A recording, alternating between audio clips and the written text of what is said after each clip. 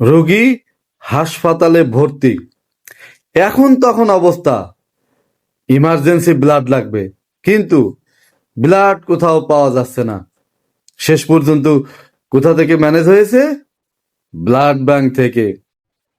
রোগীও জিজ্ঞেস করে না, আর যিনি রক্ত এনেছেন তিনিও জিজ্ঞেস করেন না এই রক্ত কি হিন্দুর রক্ত নাকি মুসলিমের রক্ত। আবার খুবই অসুস্থ, ডাক্তার দেখাতে গিয়েছে, ডাক্তারকে জিজ্ঞেস করে না যে আপনি কি হিন্দু নাকি মুসলিম। আবার আইনি সমস্যা, আইনজীবী সাহেব হিন্দু হলেও সমস্যা নেই, মুসলিম হলেও সমস্যা নেই। তাহলে সমস্যা কোথায়? সমস্যা হলো হিন্দু মুসলিম সম্পর্ক ভালো থাকলে। সমস্যা কোথায়?